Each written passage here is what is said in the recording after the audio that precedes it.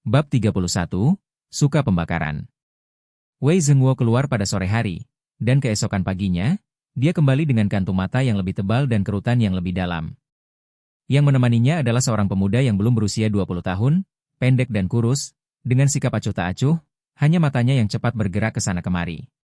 Setelah formalitas selesai, Wei Zhenguo segera membawa orang tersebut ke ruang interogasi. Ruang interogasi tim polisi kriminal berada di lantai pertama, hanya sebuah ruangan kecil seluas 30 hingga 40 meter persegi. Di tengah ruangan terdapat pagar besi, dengan gerbang dan kunci besi yang membaginya.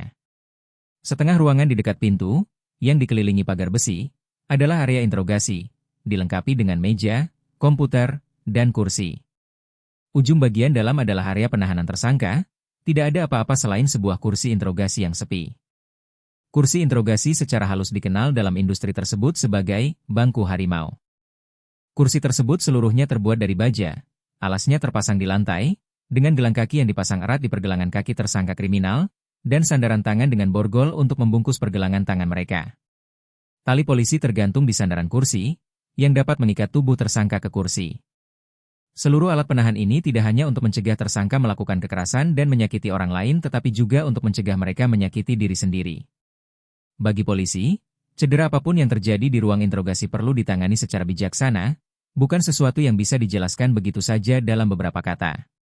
Buka, kata Wei Zhenguo sambil menopang tersangka dengan tangannya, memberi isyarat kepada rekannya untuk membuka pintu. Kunci besi dan pintu terbuka. Wei Zhenguo membawa tersangka masuk dan kemudian memberi isyarat kepada rekannya untuk menutup pintu. Pintu besi dan kuncinya tertutup. Setelah kedua suara itu bergema, ekspresi acuh tak acuh tersangka telah menghilang perlahan. Wei Zhenguo kemudian menunjuk ke bangku harimau dan berkata, "Duduklah." Tersangka menelan ludah dan bertanya, "Mengapa saya harus melakukannya? Kejahatan apa yang telah aku lakukan?" Cukup bicaranya, Wei Zhenguo mengerutkan kening, alisnya begitu kencang seolah-olah bisa menjepit tusuk daging domba tanpa menjatuhkannya. Kali ini tanpa menuruti kemauan pihak lain, ia menahan orang itu ke kursi interogasi dengan bantuan seorang rekannya dengan sedikit usaha. Beberapa klik kemudian, semua kunci telah terpasang, dan tersangka tidak dapat menahan diri untuk tidak mengerutkan kening seolah-olah dia dapat menyelipkan kapas di antara alisnya.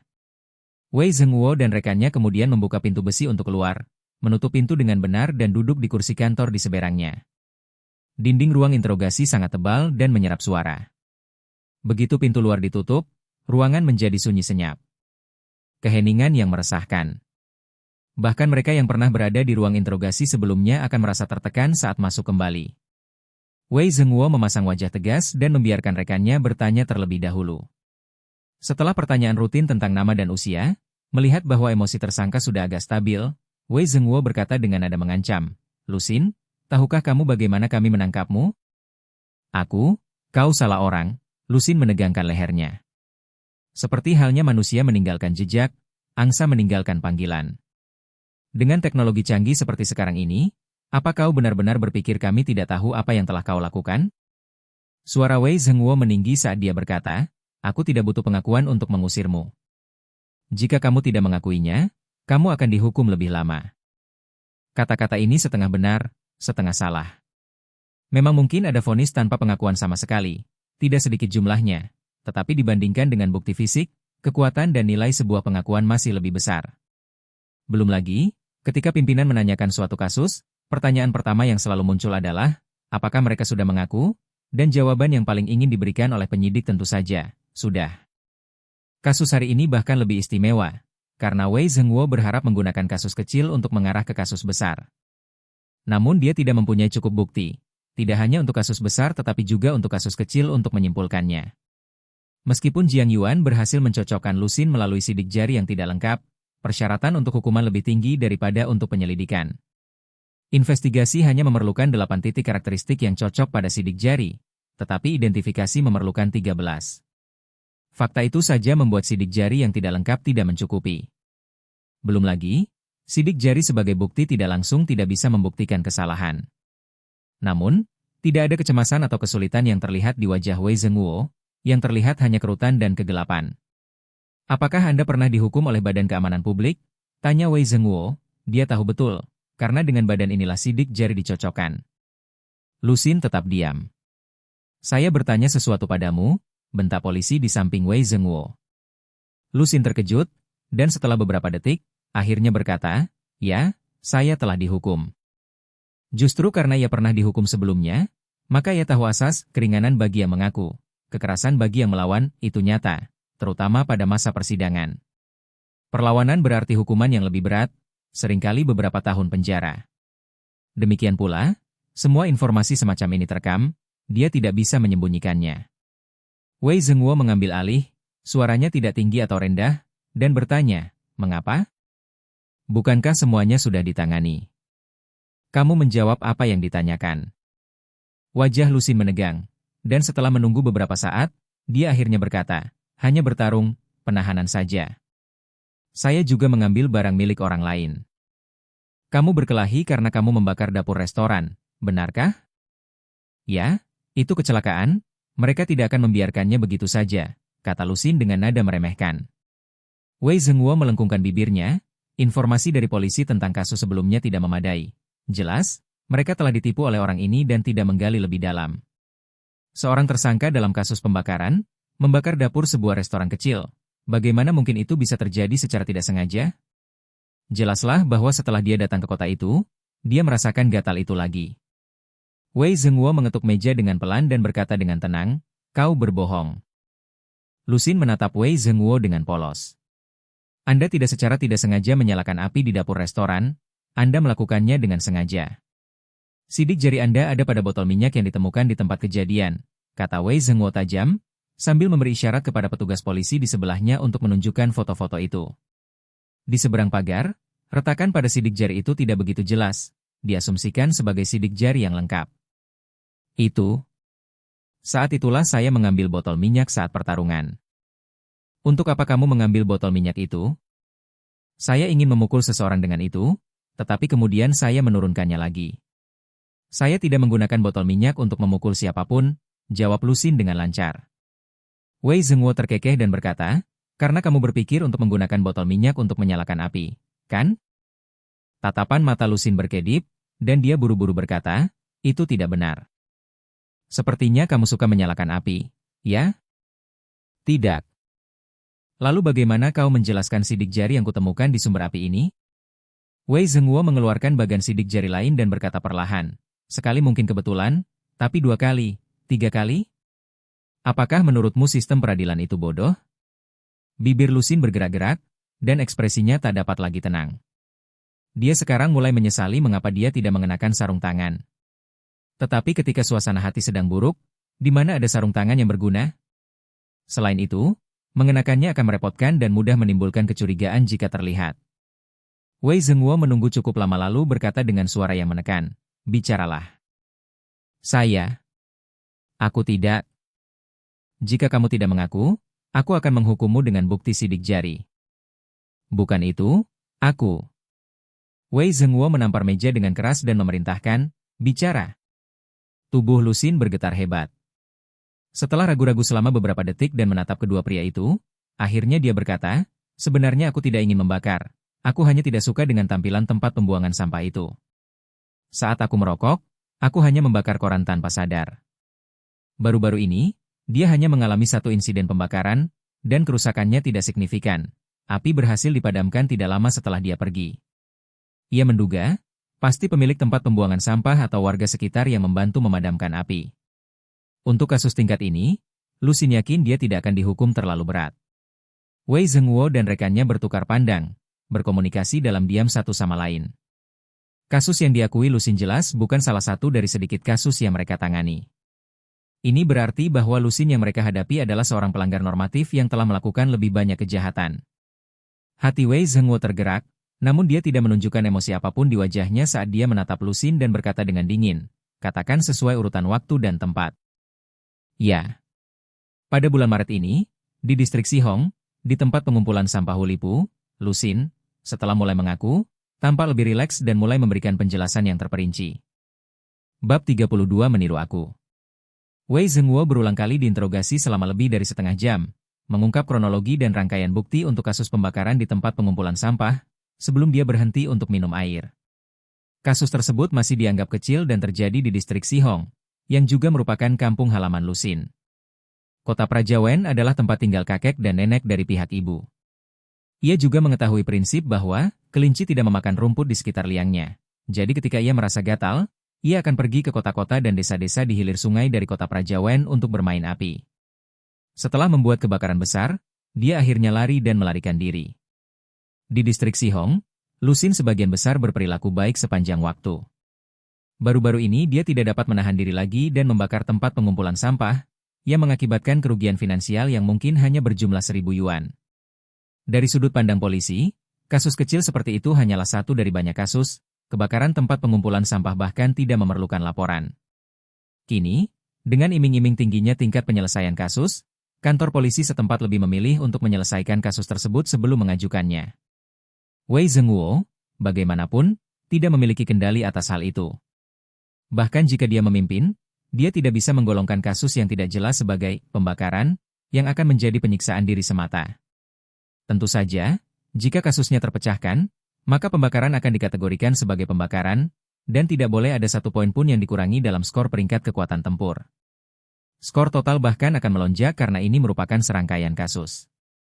Wei Zhenguo menyipitkan matanya saat dia menatap pemuda di seberangnya, berbicara dengan suara yang dalam. Selain kasus ini, bicarakan juga tentang kasus lainnya. Tidak ada yang lain, kata Lusin pelan. Wei Zhenguo terkekeh. Apakah menurutmu kami hanya tahu satu kasusmu? Jika hanya satu kasus, apakah aku akan repot-repot bepergian ratusan mil di tengah malam hanya untuk mengintaimu? Berdasarkan karakter Lusin yang biasa, dia akan memiliki 800 jawaban yang akan dilontarkan saat ini. Tetapi setiap kali ia bergerak dan cincin besi di tangannya berdenting, dan kakinya selalu terasa dingin, jawaban yang biasa keluar dari mulutnya tidak dapat diucapkan. Pembakaran dapat mengakibatkan hukuman hingga 10 tahun. Dalam hukum pidana, dakwaan pembakaran persis seperti itu, pembakaran. Anda membakar hutan, jadi akui saja dengan jujur. Habiskan beberapa tahun di balik jeruji besi, berperilaku baik, dan mungkin Anda akan keluar dalam 1 atau 2 tahun. Kalau kamu melawan dan tidak mau mengaku, cerita yang akan aku ceritakan ke kejaksaan akan berubah, 10 tahun lagi. Tahun ini, usiamu baru 20 tahun. Dalam 10 tahun, Anda akan berusia 30 tahun, setelah menghabiskan dekade terbaik hidup Anda di penjara. Apakah kamu menginginkan itu? Wei Zhenguo telah menginterogasi lebih banyak penjahat daripada wanita yang dia temui, dan dia tahu persis bagaimana cara menyerang titik lemah Lusin. Dia mengakui kasus-kasus kecil, dengan tujuan lolos dari interogasi ini dengan biaya seminimal mungkin. Tetapi bagi Wei Zhenguo dan rekan-rekannya, pengakuannya merupakan awal dari jebolnya bendungan. Itu seperti penipu yang menipu pelanggan dengan sejumlah kecil uang, untuk menggunakan kelemahan itu guna menipu lebih banyak lagi. Wajah Lusin sekarang benar-benar di luar kendalinya, dan kepalanya tanpa sadar tersentak ke depan, dipenuhi penyesalan. Namun tidak yakin momen mana di masa lalu yang disesalinya. Teruskan, desak Wei Zhenguo, suaranya kembali meninggi pada Lusin. Aku masih punya satu lagi. Kecepatan pengakuan Lusin meningkat, dan suasana hatinya, paradoksnya, menjadi sedikit cerah. Itu adalah kelegaan karena sepatu lainnya akhirnya jatuh, dan terbebas dari rasa takut. Wei Zhenguo menatap Lusin dengan tatapan tajam, menunggunya menjelaskan kasus kedua dengan jelas, lalu berkata perlahan, lanjutkan. Lusin meronta, tidak, aku. Ingat kasus ini? Wei Zhenguo mengeluarkan sebuah foto dari tumpukan tebal, lalu menunjukkannya kepada Lusin sekali lagi. Kali ini, foto itu berasal dari kasus pembakaran traktor. Di samping titik penyalaan traktor terdapat sidik jari Lusin, sebuah bukti yang sangat kuat. Merasa tidak berdaya untuk menolak dan memperhatikan tumpukan foto yang baru saja dikeluarkan Wei Zhenguo, Lusin tidak punya pilihan selain terus mengaku. Seperti dugaan Wei Zhenguo, Lusin memiliki kepribadian yang agak antisosial. Sejak kecil, ia senang membuat api, membakar serangga, dan saat beranjak dewasa, ia senang membuat api unggun, dengan sengaja membakar benda-benda besar atau bahkan bangunan. Namun karena ia menyalakan api itu murni untuk kesenangan, waktu, lokasi, dan lingkup api cenderung acak, yang membuat kasusnya sulit dipecahkan, dan ia sendiri tidak pernah tertangkap. Tidak dapat dielakkan bahwa keberaniannya tumbuh. Namun, saat ia duduk di bangku harimau yang dingin, keberanian yang telah digelembungkan selama bertahun-tahun meledak seperti balon, dan cepat mengempis. Di malam hari, Wei Zhenguo berjalan keluar dari ruang interogasi dengan langkah riang, Wajah hitam legamnya berseri-seri dengan cahaya licin, perutnya sakit karena lapar. Pembakaran adalah salah satu dari 8 kasus besar, dan meskipun kasus-kasus yang dilakukan oleh Lucin memiliki nilai yang lebih rendah, jumlahnya tetap saja besar. Totalnya ada 5 kasus yang berhasil diungkap, yang jika dibulatkan, setara dengan seorang pelaku kriminal junior pangkat 1. Selain itu, ada pula kasus pembakaran rumah kaca yang nilainya mencapai 1 juta. Satu-satunya yang disayangkan adalah kasus pembakaran hutan itu tampaknya bukan perbuatan Lucin, dan karena bukti yang tidak cukup, mereka tidak dapat menyalahkannya. Tetapi dari sudut pandang manapun, memecahkan serangkaian kasus pembakaran merupakan pencapaian yang sangat baik. Menurut sistem penilaian daftar peringkat kekuatan, kasus pembakaran rumah kaca di Kabupaten Wen bernilai 30 poin. Kasus lainnya, tergantung pada sifatnya, masing-masing bernilai sedikitnya 20 poin. Lucin yang ditangkap bernilai 10 atau 8 poin lainnya. Dengan kata lain, dengan menangani serangkaian kasus ini, Wei Zhenguo secara teoritis dapat menambah 50 atau 60 poin pada kekuatan tim investigasi kriminal. Pada kenyataannya, karena ada batasan pada berbagai jenis kasus, total poin tim investigasi kriminal mungkin tidak bertambah hingga 60, tetapi tetap saja akan sangat mengesankan. Mungkin lebih banyak poin daripada yang akan diperoleh Wei Zhenguo dari kasus yang diselesaikannya selama setahun. Dari sudut manapun, hari ini adalah hari-hari ketika surga membagikan nikmat, dan yang harus dilakukannya hanyalah tertawa dan membuka mulut untuk menangkapnya. Wei Zhenguo mengingat mata Lucin dengan lembut. Penjahat yang begitu patuh. Jika semua penjahat patuh seperti ini, profesi polisi akan jauh lebih populer. Kemudian, menatap Jiang Yuan, tatapan Wei Zhenguo menjadi lebih lembut. Dr. Jiang, tolong pastikan untuk menyelesaikan laporan identifikasi sidik jari nanti. Tentu saja, Jiang Yuan menyetujui tanpa ragu, lalu berbalik ke arah Wang Zhong di sampingnya. Kita akan melakukannya bersama nanti. Wang Zhong mengerti maksud Jiang Yuan dan menjawab dengan jelas. Wei Zhenguo mengangguk senang dan menambahkan, aku seharusnya mengajakmu makan di luar, tapi putriku sudah membawakan makanan untukku. Jika Anda membutuhkan bantuan di masa mendatang, jangan ragu untuk datang kepada saya, dan jangan malu-malu. Sama sekali tidak, jawab Wang Zhong cepat, sambil menarik Jiang Yuan ke samping dengan penuh semangat, lalu merendahkan suaranya, tunggu saja nanti, aku tidak sedang membual. Tak lama kemudian, seorang petugas wanita mendekat dengan cepat. Petugas wanita itu berambut pendek dan rapi serta berkulit putih. Berbeda dengan laki-laki tua kasar di sekelilingnya, dia menonjol seperti dasar botol bir yang mengilap di tengah bebatuan bergerigi. Dia menarik perhatian saat dia berjalan langsung ke Wei Zhenguo, memanggil, ayah, dan menyerahkan wadah makanan yang cukup besar. Baiklah, lain kali tidak perlu mengantar, aku bisa menyiapkan makanan sendiri, kata Wei Zhenguo, tetapi dia tetap membuka wadah makanan itu dengan wajah penuh kebahagiaan, tidak peduli bahwa wadah itu berisi makanan kantin. Sebaliknya, dia tersenyum bangga kepada semua orang dan menepuk kepalanya, sambil berkata, aku lupa memperkenalkan, Jiang Yuan. Ini dokter forensik baru kita, Wei Yin, putriku. Halo, Jiang Yuan mengangguk sopan pada Wei Yin. Tidak terasa begitu, kan? Wei Zhenguo mengamati ekspresi Jiang Yuan dengan saksama. Jiang Yuan melirik wajah gelap Wei Zhenguo dan tak dapat menahan diri untuk berkata, mungkin kulitnya mirip ibunya. Kulitku benar-benar mirip denganku. Wei Zhenguo tiba-tiba menyingsingkan kemejanya, memperlihatkan perutnya yang putih, dan berkata, hanya saja wajahku telah menjadi kecoklatan. Sejak kecil, ia senang membuat api, membakar serangga, dan saat beranjak dewasa, ia senang membuat api unggun, dengan sengaja membakar benda-benda besar atau bahkan bangunan. Namun karena ia menyalakan api itu murni untuk kesenangan, waktu, lokasi, dan lingkup api cenderung acak, yang membuat kasusnya sulit dipecahkan, dan ia sendiri tidak pernah tertangkap. Tidak dapat dielakkan bahwa keberaniannya tumbuh. Namun, saat ia duduk di bangku harimau yang dingin, keberanian yang telah digelembungkan selama bertahun-tahun meledak seperti balon, dan cepat mengempis. Di malam hari, Wei Zhenguo berjalan keluar dari ruang interogasi dengan langkah riang, wajah hitam legamnya berseri-seri dengan cahaya licin, perutnya sakit karena lapar. Pembakaran adalah salah satu dari 8 kasus besar, dan meskipun kasus-kasus yang dilakukan oleh Lucin memiliki nilai yang lebih rendah, jumlahnya tetap saja besar. Totalnya ada 5 kasus yang berhasil diungkap, yang jika dibulatkan, setara dengan seorang pelaku kriminal junior pangkat 1. Selain itu, ada pula kasus pembakaran rumah kaca yang nilainya mencapai 1 juta. Satu-satunya yang disayangkan adalah kasus pembakaran hutan itu tampaknya bukan perbuatan Lucin, dan karena bukti yang tidak cukup, mereka tidak dapat menyalahkannya.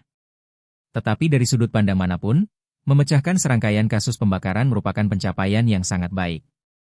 Menurut sistem penilaian daftar peringkat kekuatan, kasus pembakaran rumah kaca di Kabupaten Wen bernilai 30 poin. Kasus lainnya, tergantung pada sifatnya, masing-masing bernilai sedikitnya 20 poin. Lusin yang ditangkap bernilai 10 atau 8 poin lainnya. Dengan kata lain, dengan menangani serangkaian kasus ini, Wei Zhenguo secara teoritis dapat menambah 50 atau 60 poin pada kekuatan tim investigasi kriminal. Pada kenyataannya, karena ada batasan pada berbagai jenis kasus, total poin tim investigasi kriminal mungkin tidak bertambah hingga 60, tetapi tetap saja akan sangat mengesankan. Mungkin lebih banyak poin daripada yang akan diperoleh Wei Zhenguo dari kasus yang diselesaikannya selama setahun. Dari sudut manapun, hari ini adalah hari-hari ketika surga membagikan nikmat, dan yang harus dilakukannya hanyalah tertawa dan membuka mulut untuk menangkapnya. Wei Zhenguo mengingat mata Lusin dengan lembut. Penjahat yang begitu patuh. Jika semua penjahat patuh seperti ini, profesi polisi akan jauh lebih populer. Kemudian, menatap Jiang Yuan, tatapan Wei Zhenguo menjadi lebih lembut. Dr. Jiang, tolong pastikan untuk menyelesaikan laporan identifikasi sidik jari nanti. Tentu saja, Jiang Yuan menyetujui tanpa ragu, lalu berbalik ke arah Wang Zhong di sampingnya.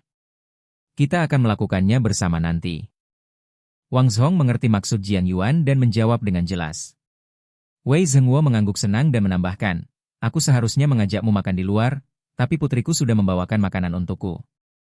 Jika Anda membutuhkan bantuan di masa mendatang, jangan ragu untuk datang kepada saya, dan jangan malu-malu.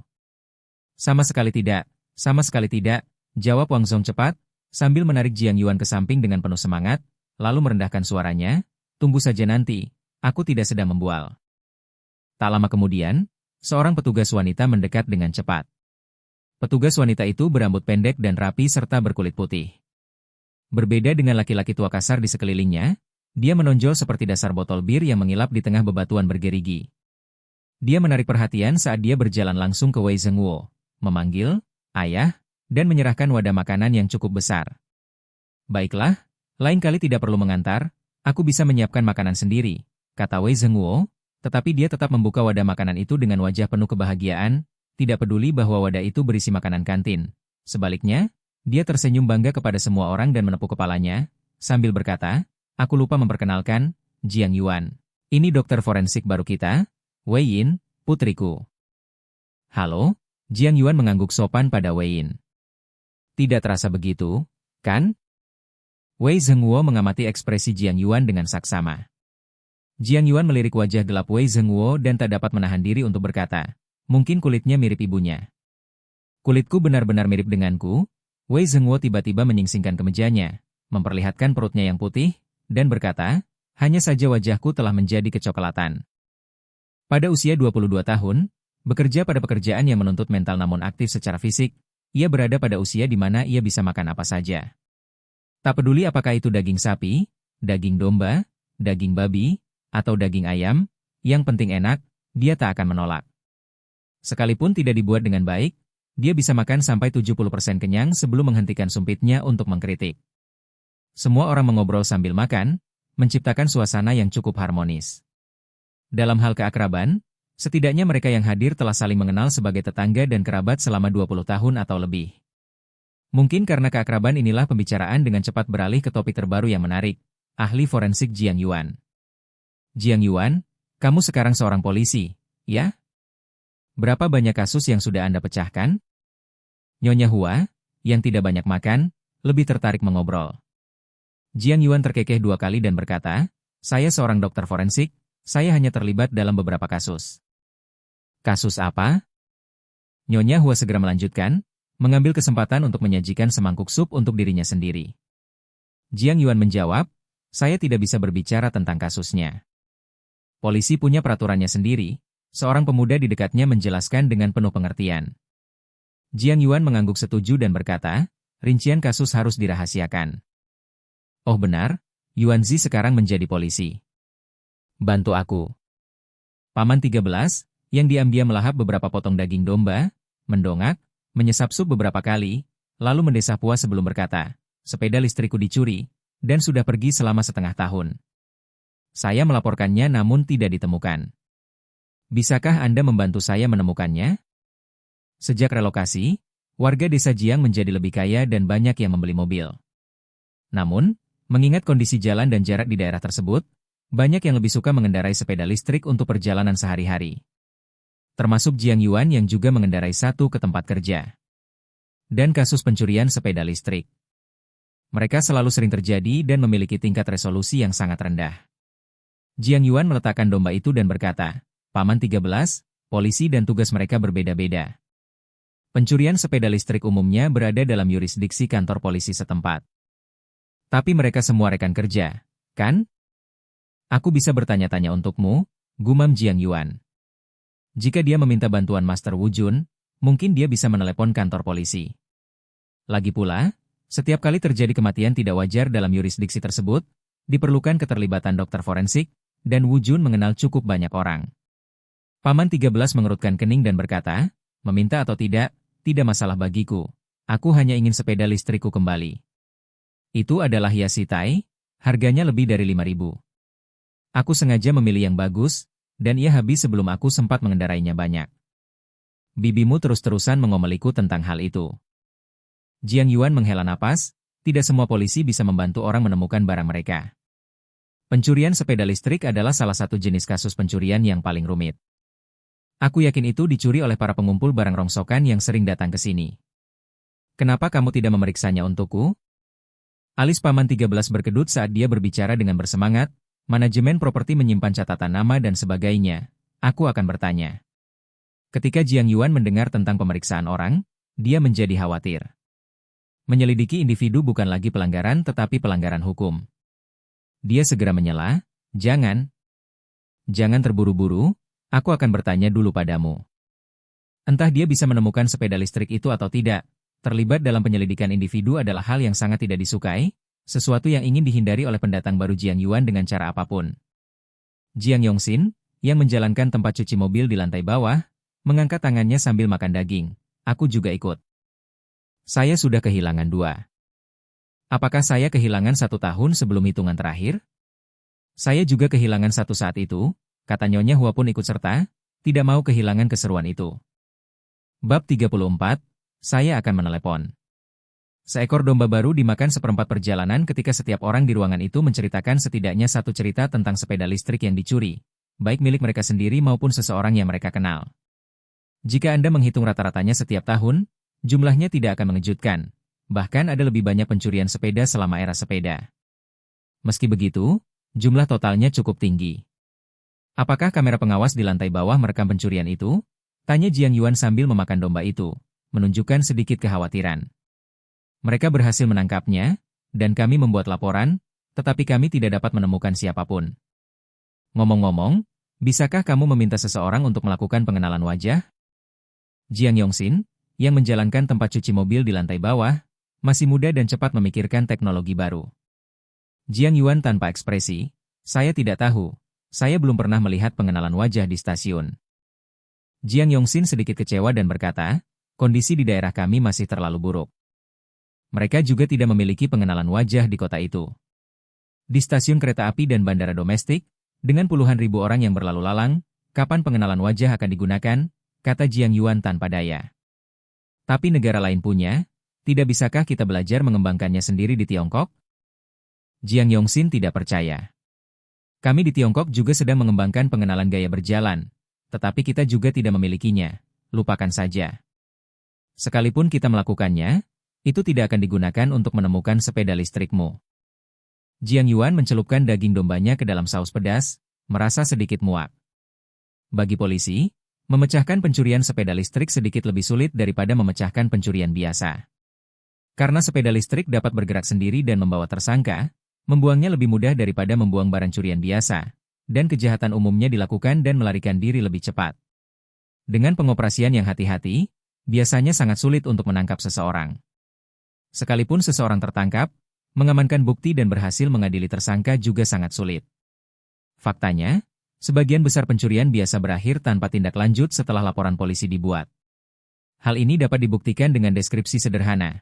Ketika petugas polisi di kantor polisi kehilangan ponselnya, mereka langsung membeli yang baru. Lebih jauh lagi, sikap masyarakat umum terhadap pencurian berbeda dengan sikap polisi. Masyarakat umum berharap untuk mendapatkan kembali kerugian mereka dan idealnya menghukum pencuri. Oleh karena itu, tujuan utama mereka adalah mendapatkan kembali barang yang dicuri, sedangkan menemukan pelakunya menjadi tujuan kedua. Sebaliknya, polisi fokus pada pengamanan bukti terlebih dahulu, kemudian menemukan tersangka, ketiga menuntut mereka, dan terakhir memulihkan barang curian. Jika kasusnya pembunuhan atau kasus serius, pengamanan barang bukti, yang merupakan tugas utama, hanya merupakan kinerja yang lumayan. Jika mereka tidak dapat menangkap tersangka, mereka hanya perlu mengejarnya. Kadang-kadang tersangka mungkin melarikan diri setelah melakukan kejahatan, dan jika mereka tidak dapat ditangkap, tidak ada yang dapat dilakukan. Akan tetapi, untuk kasus pencurian, sekadar mengamankan barang bukti jelas tidak cukup. Bukan hanya korban yang tidak puas, polisi pun juga tidak. Itu seperti berusaha sehari 2 hari, mungkin 3 hari tanpa hasil apapun. Dalam kasus pencurian, polisi harus mencapai 3 tujuan pertama sekaligus, mengamankan bukti, menangkap orangnya, dan mengelola penuntutan. Baru pada saat itulah pekerjaan mereka dianggap selesai dengan berat hati. Namun demikian, hal itu masih gagal memenuhi harapan minimum dari orang yang melaporkan pencurian, yakni mendapatkan kembali barang yang dicuri. Akan tetapi, bahkan jika barang-barang yang dicuri berhasil ditemukan kembali dan keempat tujuan tercapai, operasi semacam itu tetap saja hanya memberikan keuntungan minimal bagi polisi. Mereka hanya akan memecahkan kasus yang nilainya beberapa ribu yuan, menangkap satu atau beberapa pelaku pelanggaran ringan, dan mendapatkan kembali kerugian beberapa ribu yuan. Oleh karena itu, di kota-kota kecil yang selalu kekurangan sumber daya polisi, pencurian seperti ini selalu dianggap sebagai kasus dengan prioritas rendah. Hanya jika ada lonjakan tiba-tiba dalam laporan selama suatu periode, yang mengindikasikan operasi geng atau serangkaian kejahatan terkait, mungkin ada sedikit lebih banyak antusiasme dalam menanganinya. Tentu saja, hal ini dengan syarat tidak ada pembunuhan baru atau kasus besar lainnya yang harus ditangani. Dan bagi petugas yang terlibat langsung dalam kasus ini, pencurian tidak hanya tidak menarik tetapi juga menjengkelkan. Kasus-kasus seperti itu tidak hanya diabaikan oleh mereka, tetapi juga dipandang rendah oleh rekan-rekan mereka. Karenanya sidik jari memerlukan penantian, kerja lapangan forensik memerlukan pembelaan. Menonton video sepenuhnya merupakan hal yang dilakukan sendiri, di mana-mana mereka dihadapkan dengan prioritas keterlibatan yang terendah. Lagi pula, mereka tidak bisa mengeluh, karena menggerutu akan dianggap bodoh, tidak tahu diri. Pakar sidik jari mungkin menangani kasus pembunuhan, kasus perampokan yang belum terpecahkan, atau serangkaian kasus pembakaran. Jika Anda mencoba mengajukan tuntutan untuk kasus pencurian sepeda listrik saat ini, apakah Anda benar-benar berharap untuk menyerobot antrean? Beruntungnya, Jiang Yuan sendiri bisa mengangkat sidik jari dan juga mengerti investigasi tempat kejadian perkara. Untuk kasus pencurian sepeda listrik semacam ini, memiliki 2 keterampilan ini sudah cukup. Orang yang cerdas dan berhati-hati, mereka yang memiliki kecakapan eksekutif, akan mengejar pendidikan tinggi, melakukan pembunuhan, mencuri hati, bukan mencuri sepeda listrik. Nanti saya minta tolong, lihat apakah kita bisa mendapatkan 1 atau 2, mungkin beberapa sepeda listrik, kata Jiang Yuan hati-hati. Meskipun demikian, dia merasa senang dapat melakukan sesuatu untuk warga desanya. Keluarga seharusnya selalu saling bertukar budi, dan karena dia, seorang dokter forensik muda, tidak selalu bisa berharap untuk memberikan kontribusi yang langsung menyentuh inti permasalahan. Suasana di ruangan itu membaik. Nyonya Hua bahkan memuji, menjadi pegawai negeri itu berbeda, bukan? Kamu bisa membantu, tidak seperti Junyeku yang hanya bermalas-malasan tanpa bekerja, tidak mengikuti ujian pegawai negeri, bahkan tidak bisa menemukan istri. Jiang Yuan mengamati sikap Nyonya Hua yang semakin bersemangat membuat dia perlu mengingatkannya. Bibi, sepeda listrik yang kamu hilangkan tahun lalu pasti tidak akan ditemukan tahun ini. Tidak masalah, aku tidak kekurangan uang. Nyonya Hua melambaikan tangannya dengan acuh tak acuh dan melanjutkan, dan itu belum tentu hilang selamanya. Seorang pencuri tidak mungkin bisa terus-menerus mencuri, apalagi hanya setahun saja, bukan? Kecuali jika keluarga mereka juga mengalami pembongkaran properti, bagaimana lagi mereka bisa tidak mencuri? Jiang Yuan merasa Nyonya Hua salah, namun tidak terlalu jauh. Jiang Yongxin dengan cepat menghabiskan iga di tangannya, menyeka mulutnya, dan bertanya dengan lebih bersemangat, Jiang Yuan, ketika kamu mengumpulkan orang-orang, aku akan meminta pengelola properti untuk mengakses rekamannya. Setelah kehilangan 2 sepeda listrik tahun ini, ia masih berharap menemukannya. Yang lebih penting, dia tidak hanya menjalankan tempat cuci mobil tetapi juga toko suku cadang mobil dan sepeda listrik, Jadi dia merasa sangat frustrasi dengan pencurian dan situasi keamanan di sekitarnya. Jiang Yuan menatap langit lewat jendela dan berkata, "Sekarang sudah terlambat, kita tidak bisa memanggil orang kapan saja kita mau." Saya akan menelepon dulu." Jiang Yuan teringat pada Wei Zhenguo, dan dialah yang meneleponnya. Tim 6 Wei Zhenguo menangani kasus-kasus penyerbuan properti terkait pencurian sepanjang tahun dan dengan demikian merupakan tim investigasi kriminal yang tepat. Wei Zhenguo, yang baru saja pergi beberapa jam yang lalu dan mengira mungkin ada urusan yang belum selesai dengan kasus pembakaran, segera mengangkat telepon dan bertanya dengan riang, "Dr. Jiang, Anda bilang?" Senyum tipis muncul di wajah Jiang Yuan. "Kapten Wei, Anda pernah mengatakan sebelumnya, jika ada sesuatu yang saya butuhkan bantuan, datanglah kepada Anda." Bab 35 pergi secara pribadi. Sore.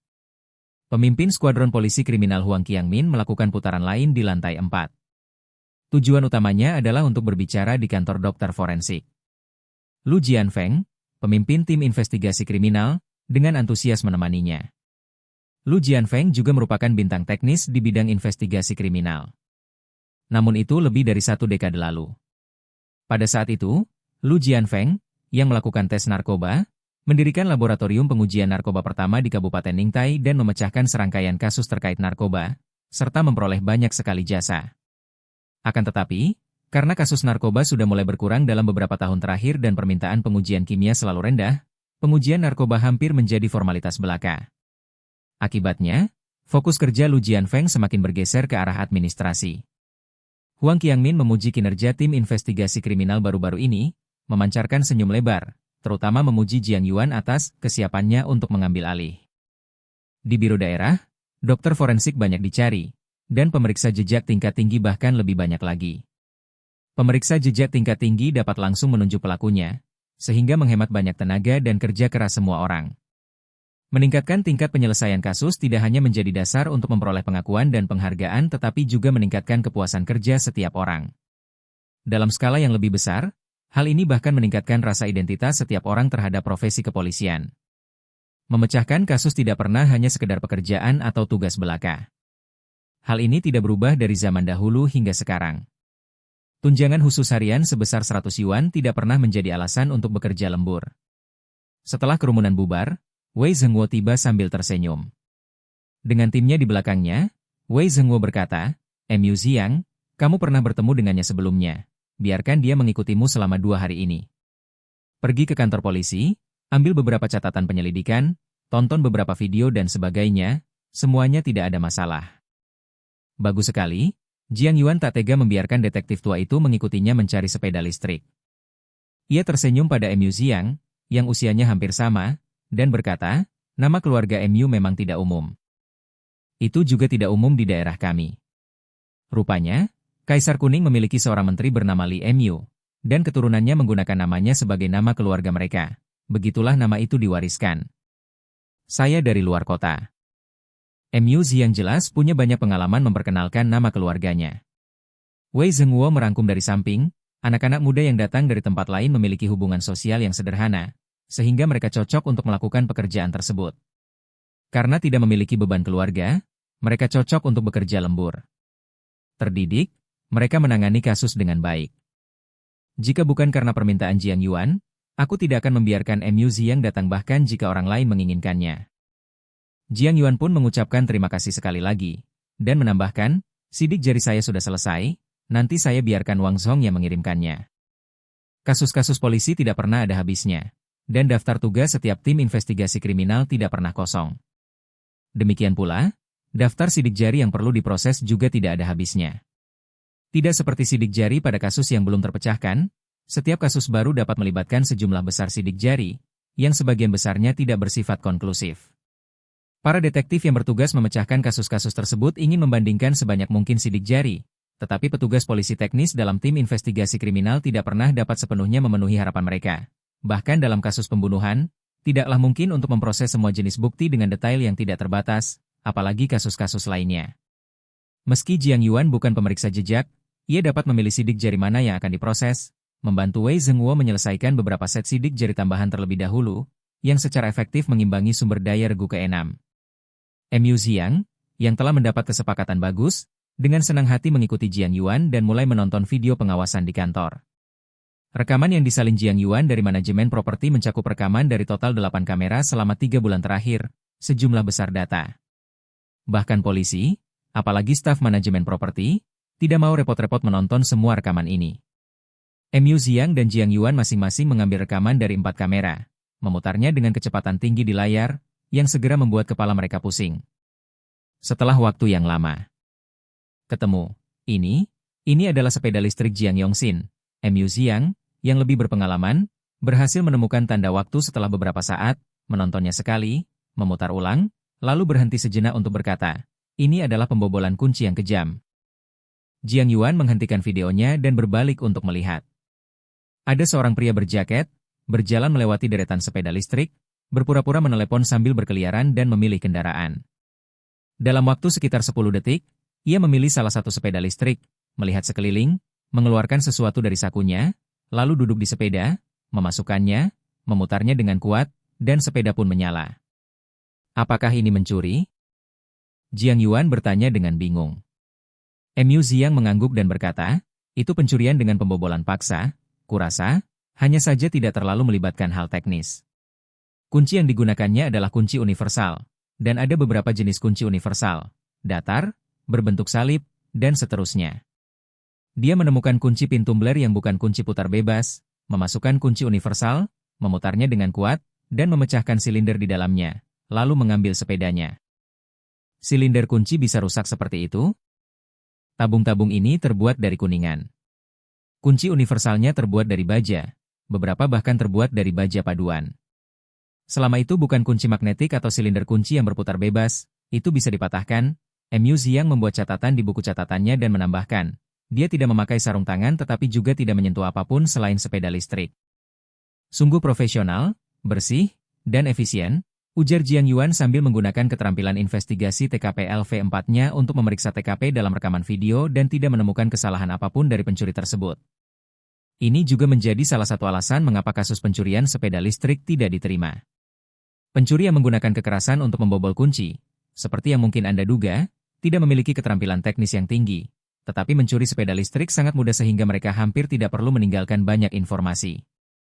Salah satu prinsip dasar investigasi kriminal, prinsip pertukaran Locard, mengatakan hal itu. Setiap kali dua objek bersentuhan, selalu ada perpindahan materi. Jadi, selalu ada sesuatu yang diambil dan selalu ada sesuatu yang ditinggalkan. Masalah dengan pencuri sepeda listrik adalah seperti ini. Satu-satunya yang disentuh adalah sepeda listriknya, yang kemudian diambil seluruhnya, hanya meninggalkan jejak kaki. Tidak seperti sidik jari, jejak kaki tidak bisa langsung digunakan untuk melacak keberadaan penjahat. Paling-paling hanya bisa digunakan sebagai alat pembuktian. Lagi pula, setelah sekian lama, jejak kaki di tempat umum pasti tidak akan terawetkan. Jika bukan karena rekaman video, jika hanya dilihat dari tempat kejadian perkara yang dilihat Jiang Yuan, memecahkan kasus ini akan lebih sulit daripada kasus pembunuhan. Bahkan jika tidak ada bukti yang tertinggal di tempat kejadian pembunuhan, Anda masih dapat mencari motif melalui hubungan pribadi. Faktanya, sebagian besar kasus pembunuhan diselesaikan dengan cara ini. Tapi dengan pencurian sepeda listrik, bagaimana mungkin ada ikatan pribadi yang terlibat? Tentu saja, secara keseluruhan, mencuri sepeda listrik tidak akan serumit kasus pembunuhan. Kewaspadaan tersangka terbatas, kemampuan operasional mereka terbatas, muncul dalam rekaman pengawasan, yang juga menjadi bukti tersendiri. Jika seseorang benar-benar ingin menyelidiki tempat kejadian perkara ini, ada harapan. Seseorang dapat mengikuti rekaman pengawasan dari hari kejadian, melacaknya melalui kamera lain, dan ada peluang yang cukup bagus untuk menemukan petunjuk. Jika tidak ada harapan di jalan, seseorang dapat mengikutinya ke tempat tersangka tinggal atau mungkin akan lewat lagi, lalu menyuruh orang lain mengintainya atau langsung menggunakan alat utama detektif yaitu menyelidiki. Pada akhirnya ada peluang untuk menemukan orang tersebut. Akan tetapi, metode ini bukanlah sesuatu yang dapat digunakan Jiang Yuan. Mari kita tonton video berikutnya, kata Jiang Yuan setelah merenung sejenak, menyerah pada adegan ini. Tujuannya hanya membantu mengambil beberapa sepeda listrik, tidak semuanya. Kalau begitu, mari kita lanjutkan menonton rekamannya, kata Mu Xiang tanpa gentar. Dia telah membantu orang mengambil barang sebelumnya. Beberapa mudah, yang lainnya benar-benar merepotkan. Dengan memeriksa catatan alarm di kawasan perumahan Jiangchun, mereka segera menemukan kasus pencurian sepeda listrik di siang hari lainnya. Pencurinya adalah orang yang sama, yang menggunakan metode yang sama. Satu-satunya perbedaannya adalah kali ini ia juga telah membongkar kunci berbentuk U dan melemparkannya ke tempat sampah terdekat. Ini, Jiang Yuan menunjuk dan segera membuat catatan. Video itu juga dari sebulan yang lalu. Kunci berbentuk U yang dibuang itu mungkin sudah lama hilang, kata Mu Xiang dengan menyesal. Warga yang terlambat melapor, dan polisi yang tidak mengamankan tempat kejadian perkara dengan baik juga menjadi masalah. Jiang Yuan melambaikan tangannya dan mempercepat video pengawasan beberapa detik, lalu menunjuk ke layar dan berkata, saat dia sedang membobol kunci berbentuk U, dia menyentuh bagian bawah tiang. Tiang tersebut terbuat dari baja baloki, dan posisi tempat tangan pencuri dimasukkan berada pada sisi bawah bagian dalam, tempat yang kebanyakan orang tidak biasanya menyentuhnya, dan oleh karena itu, kemungkinan besar sidik jari tertinggal di sana. Namun, setelah sebulan, kondisi sidik jari sudah diselimuti ketidakpastian, ada atau tidaknya sidik jari adalah hal yang cukup normal. Bagaimana kalau kita pergi sekarang? Tanya Mu Xiang. Tidak usah terburu-buru, mari kita ulas lebih lanjut dulu. Kami akan mengumpulkan sampel semuanya sekaligus nanti, jawab Jiang Yuan. Haruskah kita meminta polisi setempat untuk datang terlebih dahulu? Tidak, Jiang Yuan segera menolak, sambil menambahkan, sudah terlalu lama, saya lebih suka pergi sendiri untuk merasa yakin. Mu Xiang tidak berkeberatan, meski ia merasa itu tidak perlu. Bab 36, Kecintaan Hermes pada Bubuk Emas. 8 kamera pengintai di kawasan perumahan Jiangchun mencakup pintu masuk dan keluar serta 2 tempat parkir sepeda listrik di dalam dan di luar. Tempat parkir sepeda listrik di dalam ruangan dilengkapi dengan tempat berteduh hujan, sementara tempat parkir di luar ruangan berada di tempat terbuka dan menghadap jalan, tetapi itu tidak menghalangi para pencuri. Setelah menonton video pengawasan untuk waktu yang lama, Mu Xiang dan Jiang Yuan memperhatikan bahwa hanya ada 3 orang yang datang untuk mencuri skuter listrik. Salah satunya adalah seorang pria yang mengenakan jaket penyerbu yang mungkin meninggalkan sidik jari di bawah baloki. Dia tampak berusia 20-an dan sering menggunakan kunci utama untuk membuka kunci sepeda motornya dengan kekerasan. Setelah datang beberapa kali, dia tidak muncul lagi, mungkin karena takut dikenali oleh petugas keamanan. 2 lainnya, yang lebih ganas, datang sebanyak 2 kali. Mereka akan mengendarai sepeda roda 3 listrik di malam hari, memarkirnya di samping tempat parkir luar, memotong sekring di samping baterai skuter yang tidak terkunci, menempelkan magnet ke klakson untuk menonaktifkan alarm, dan kemudian mengangkutnya. Jika sepeda listrik terkunci pada tiang, mereka akan memotong kunci rantai atau kunci U dengan pemotong hidrolik, lalu mengangkatnya ke atas sepeda roda 3 dan mencuri beberapa sepeda listrik sekaligus. Daerah pemukiman Jiangchun terletak di pinggir kota kabupaten. Tepi selatan tempat pemerintahan daerah berada relatif ramai, sedangkan tepi utara terdiri dari daerah pemukiman dan jalan yang baru dibangun dengan fasilitas yang belum lengkap. Setelah para tersangka mencuri sepeda listrik dan melakukan beberapa putaran, mereka pada dasarnya sudah keluar dari kota, tidak menyisakan tempat untuk memulai penggeledahan. Mereka kurang memiliki keterampilan teknis, komentar Jiang Yuan setelah ia selesai menonton rekaman pengawasan dan mentransfer rekaman kru yang sedang membuang puntung rokok dan sampah ke saluran pembuangan pinggir jalan ke telepon genggamnya. Imajinasinya sebelumnya, atau asumsinya, bahwa menyalakan sepeda listrik memerlukan keterampilan membobol kunci, tidak tercermin dalam metode yang digunakan oleh kedua kelompok tersebut. Selain itu, dari sudut pandang efisiensi dan kepraktisan, metode yang digunakan kedua kelompok itu sebenarnya lebih baik daripada menggunakan metode pembobolan kunci. Karena secara teknis pembobolan kunci masih memerlukan sedikit waktu. Bahkan pembobolan kunci tercepat pun sama saja seperti metode kekerasan kelompok pertama, memutar beberapa kali untuk membuka, mustahil untuk bisa lebih cepat lagi. Dan jika pembobolan kunci dilakukan sedikit lebih lambat, hal itu mungkin akan mengundang kecurigaan. Mu Xiang berkata dengan santai, mereka mencuri sepeda listrik, keterampilan teknis apa yang mereka miliki? Bahkan ada yang lebih buruk lagi yang tidak mengerti cara membuka kunci dengan kekerasan. Mereka hanya berkeliaran di jalan, mencari sepeda listrik yang kuncinya lupa dilepas dan langsung mengendarainya pergi. Bagaimana jika mereka tidak menemukan sepeda listrik dengan kunci yang tertinggal di kunci kontak? Pulanglah, makan mie, dan lanjutkan bermain ponsel mereka, jawab Mu Xiang sambil mengerucutkan bibirnya. Ada juga yang secara khusus mencuri baterai, yang tidak jauh lebih canggih. Jadi maksudmu ketiganya masih punya ambisi? Tepat. Perhatikan bahwa keduanya dengan pemotong hidrolik selalu memprioritaskan pemotongan kepala kunci. Mengapa? Karena garpu kunci dapat dibuat sangat keras, tetapi kepala kunci memiliki desain yang lebih rumit, sehingga tidak dapat dibuat terlalu keras. Jika terlalu keras, mereka tidak dapat diproduksi atau biayanya akan terlalu tinggi. Itulah idenya, Mu Ziyang mengulangi apa yang didengarnya, tetapi dia menjelaskannya dengan jelas. Pada akhirnya, pencegahan pencurian adalah tentang efektivitas biaya. Kunci U seharga 20 yuan hanya dapat menghalangi orang yang lewat, tidak dengan orang-orang yang suka merusak kunci dengan kekerasan. Kunci U seharga 60 yuan, jika diposisikan dengan benar, secara umum dapat menangkis tipe perampok tetapi tidak dapat menangkis perampok yang pindah rumah dengan pemotong hidrolik. Sistem alarm bawaan untuk sepeda listrik serupa. Alarm dengan sumber daya sendiri lebih praktis daripada alarm yang mengambil daya dari baterai. Alarm dengan 2 klakson sedikit lebih merepotkan daripada alarm dengan hanya 1 klakson. Namun, bahkan sistem keamanan terbaik pun rentan terhadap orang yang tepat, terutama sistem keamanan yang terstandarisasi, seperti contoh soal dalam buku teks. Sesulit apapun contoh soal, hanya akan menghalangi orang yang tidak mau belajar, bukan orang yang pandai dan tekun belajar. Mode anti pencurian terbaik untuk sepeda listrik melibatkan pemilik yang membuat beberapa perubahan pribadi pada sistem keamanan. Tidak ada perbaikan atau peningkatan yang diperlukan, hanya beberapa perubahan lokasi atau mode yang dapat secara signifikan meningkatkan peluang pencegahan pencurian. Seperti mengubah sedikit contoh soal di buku pelajaran, mengganti angka dan sebagainya, untuk membingungkan siswa yang belum belajar serius atau yang belum cukup pintar. Namun jika menyangkut pencurian sepeda listrik, tingkat keseriusan belajar dan kepintaran terbatas, seperti dapat dilihat dari petunjuk yang mereka tinggalkan. Bahkan siswa terburuk yang dapat memperoleh nilai 120 dalam matematika tidak akan begitu ceroboh. Jiang Yuan dan Mu Ziyang masing-masing mengendarai skuter listrik dan pertama kali melapor ke kantor polisi Zhoumadao dekat daerah pemukiman Jiangchun. Berkat kawan Mu Ziyang yang supel, mereka dengan lancar memperoleh bantuan polisi pembantu untuk mendampingi mereka. Meskipun polisi pembantu memiliki awalan pembantu dalam sistem peradilan akar rumput saat ini, ia diharapkan untuk melakukan semua jenis pekerjaan dan mampu menangani berbagai tugas. Yao Tea, mengenakan seragam dengan lencana awalan FJ, berusia lebih dari 40 tahun dan memiliki 15 tahun pengalaman dalam kepolisian.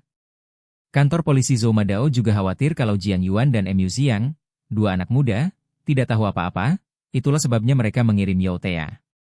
Dibandingkan dengan perwira biasa, Yao Tea memiliki keterampilan sosial yang cukup baik. Setelah berjalan beberapa jarak, dia menjadi akrab dengan Jiang Yuan dan Mu Ziyang, lalu berkata, pekerjaan investigasi tempat kejadian perkara juga merupakan sesuatu yang sering saya lakukan. Sebenarnya, jika ini hanya tentang pemindaian sidik jari, Anda bisa saja menyebutkannya. Kita bisa saja pergi ke sana untuk memindainya, tidak perlu datang secara khusus. Saya ingin mencoba memindainya sendiri, Jiang Yuan menjelaskan dengan sopan.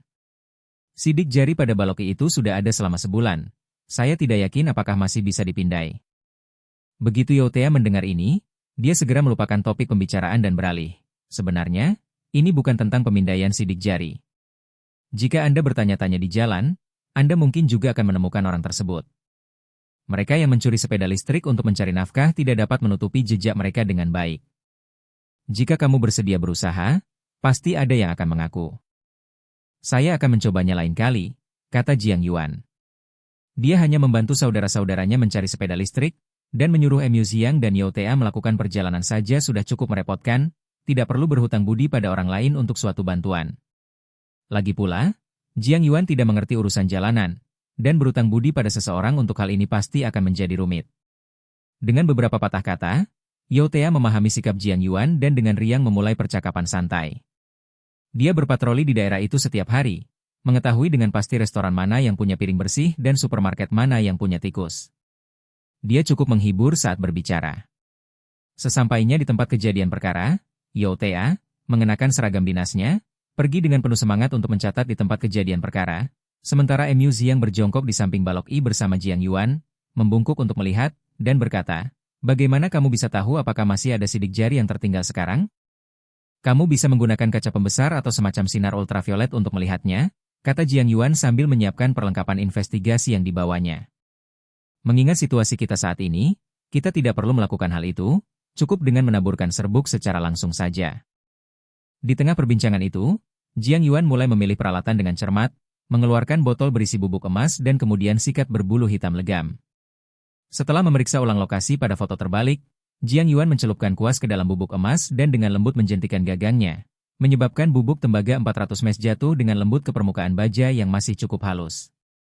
Dari sudut pandang Mu Ziyang, pembersihan debu Jiang Yuan sangat merata, dan dikombinasikan dengan pekerjaan pendahuluannya, Rasanya hampir seperti sebuah upacara. Menjadi teknis benar-benar berbeda. Apa yang Anda lakukan cukup teliti.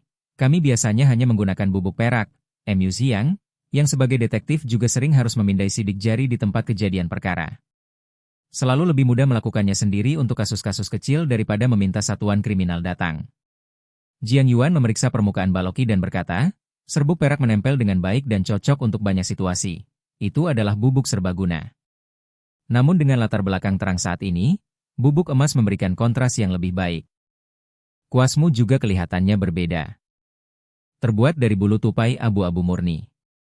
Harganya lebih dari 200, dipesan khusus, jawab Jiang Yuan. Lebih dari 200 untuk kuas yang jelek? Seru Mu Xiang terkejut. Rambut tupai abu-abu dikenal sebagai Hermesnya rambut sikat, kata Jiang Yuan sambil menjentikan sikat. Lihatlah ujung-ujung rambutnya, begitu halus dan lurus, dan juga lembut, sehingga kecil kemungkinannya merusak sidik jari. Ini Hermes milikmu? Karena di antara kuas make-up wanita, bulu tupai abu-abu juga yang terbaik. Lembut untuk membersihkan sidik jari, dan juga terasa nyaman di wajah wanita, imbuh Jiang Yuan. Paling cocok jika dipadukan dengan bubuk emas. Sambil berbicara, Jiang Yuan membungkuk, menenangkan tangan kanannya, dan menggunakan ujung sikat rambut tupai berwarna abu-abu, dia dengan lembut menyapukan bubuk emas dari permukaan baloki itu, suatu tindakan selembut mengoleskan perona mata pada wanita cantik. Saat bubuk emas berlebih disikat, beberapa sidik jari yang tidak lengkap muncul di hadapan mereka berdua. Bab 37 Pengumpulan Bukti. Mu Xiang juga berjongkok, memeriksa dengan cermat beberapa sidik jari.